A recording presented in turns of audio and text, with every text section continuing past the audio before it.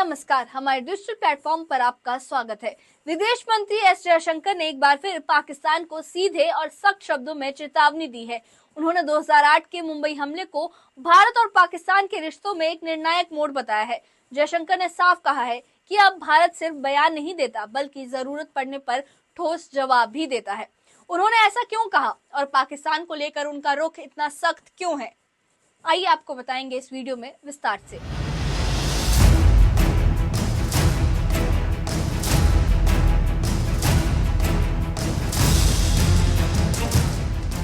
विदेश मंत्री एस जयशंकर ने गुजरात में कार्यक्रम के दौरान कहा कि आज का भारत पहले से बिल्कुल अलग है। उन्होंने बताया कि 2008 में हुए मुंबई हमले ने भारत को ये एहसास दिला दिया कि पाकिस्तान की मंशा कभी भी सकारात्मक नहीं रही।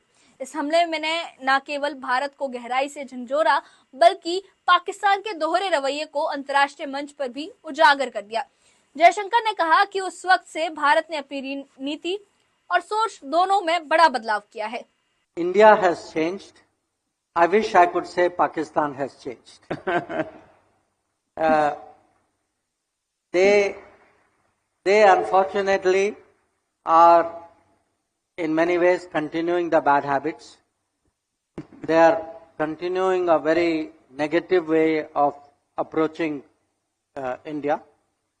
And what has happened is today, I think, when I look back,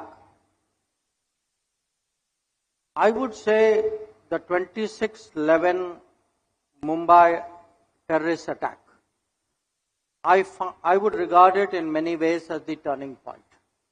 I think that was when Indian public opinion across political parties, average Indians said, this is now too much.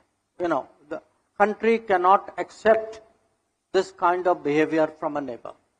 अपने संबोधन में जयशंकर ने यह भी साफ किया कि अब भारत सिर्फ प्रतिक्रिया नहीं देता, बल्कि समय आने पर सीधा जवाब भी देता है। उन्होंने मोदी सरकार के दौरान हुई 2 प्रमुख सैन्य कार्रवाइयों का जिक्र किया। 2016 में उरी हमले के बाद की गई सर्जिकल स्ट्राइक और 2019 में पुलवामा हमले के बाद की गई Balakot air strike.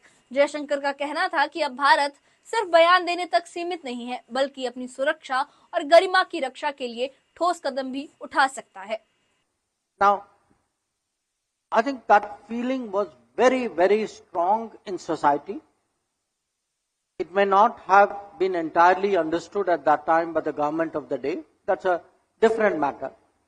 But if you see after 2014, when the government changed, this message has been very firm with Pakistan, which is that terrorism, if acts of terrorism are committed, there will be consequences. Other people to take advantage. So I see this connection between India and the world as very, very central to faster Indian national development. Faster development can have many dimensions, and I'll come to the points you make. One, as I said, to open up a global workplace for us. A global workplace because there is today in the world a mismatch between development, demand and demographics. That in many countries in the world, I give you 2 very obvious examples. There is a big semiconductor race today in the world. Okay? We talk even of the chips war. Now, many countries are trying to rapidly grow their semiconductor industry. They have the money, they have the public policy decision. Many of them have technology. They don't have people. They don't have the numbers of the kind of skilled people that they need. And these are not small countries. A country like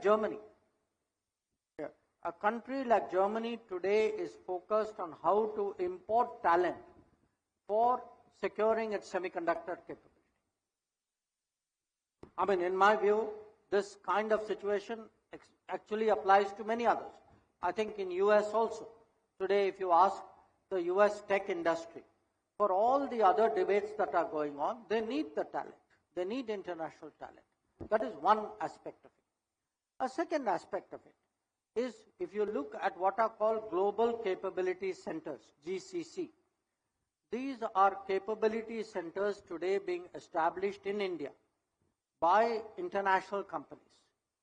Now, this is not outsourcing.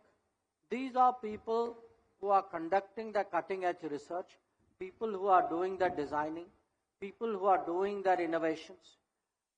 This is very much actually at the heart of their overall, I would say, enterprise capability. विदेश मंत्री S Jaishankar ने पाकिस्तान पर तीखा हमला करते हुए उसे आतंकी फर्टिलाइजर फैक्ट्री तक कह दिया। उनका इशारा पाकिस्तान की जमीन पर पलने वाले आतंकी ढांचे और उन्हें मिलने वाले संरक्षण की तरफ था। उन्होंने ये भी कहा कि भारत अब जीरो टॉलरेंस की नीति पर काम कर रहा है, जिसमें आतंकवाद के लिए कोई जगह नहीं है। इसके साथ ही उन्होंने तहव्वुर राणा के प्रत्यर्पण को भारत की एक अहम कूटनीतिक सफलता बताया, एक संकेत कि भारत अब सरहद पार जाकर भी न्याय की मांग करने से पीछे नहीं हटता। चलिए आपको एस जयशंकर की 5 बड़ी बातें बताते हैं। 2008 का मुंबई हमला भारत पाक के रिश्तों में निर्णायक मोड़ था।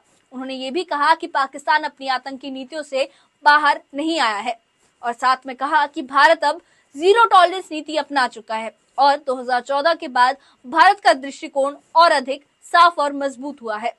तहव्वुर राणा का प्रत्यर्पण भारत की कूटनीतिक जीत है।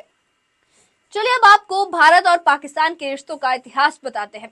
भारत और पाकिस्तान के रिश्ते हमेशा उतार चढ़ाव से भरे रहे हैं। 1947 के बंटवारे से लेकर आज तक हर बार जब पाकिस्तान ने भारत के खिलाफ कोई कार्रवाई की, भारत ने उसका जवाब दृढ़ता के साथ दिया। 1947 का पहला युद्ध हो या 1965 और 1971 के युद्ध, कारगिल संघर्ष हो या संसद पर हुआ हमला, भारत ने हर बार अपनी सुरक्षा को प्राथमिकता दी है। 2014 के बाद भारत की विदेश नीति और राष्ट्रीय सुरक्षा और भी ज्यादा स्पष्ट और मुखर हो गई है। भारत पाकिस्तान के रिश्तों के इतिहास की बात करें तो 1947 में विभाजन के बाद पहला युद्ध हुआ कश्मीर को लेकर, 1965 में दूसरा युद्ध हुआ और ताशकंद समझौता हुआ, 1971 में बांग्लादेश युद्ध हुआ और पाकिस्तान की हार हुई, 1990 में कश्मीर में आतंकवाद की शुरुआत हुई, 1999 में कारगिल युद्ध हुआ, 2001 में संसद पर आतंकी हमला हुआ, 2016 में उरी हमले के बाद सर्जिकल स्ट्राइक हुई और 2019 में पुलवामा के बाद बालाकोट एयर स्ट्राइक हुई और अनुच्छेद 370 हटाया गया, जिसपे पाकिस्तान ने आपत्ति जताई थी। विदेश मंत्री एस जयशंकर ने साफ कर दिया है कि भारत अब आतंकवाद को लेकर किसी भी तरह की नरमी नहीं बरतेगा। बातचीत तब तक संभव नहीं जब तक पाकिस्तान आतंकवाद को बढ़ावा देता रहेगा। भारत हमेशा शांति की बात करता है, बल्कि सच, न्याय और सुरक्षा के साथ भी खड़ा रहता है। अब समय आ गया है कि दुनिया इस बदले हुए भारत को समझे, जो अब सिर्फ सहता नहीं, सटीक जवाब देना भी जानता है। इस बारे में आपकी क्या राय है? हमें कमेंट बॉक्स में अपनी राय जरूर बताएं।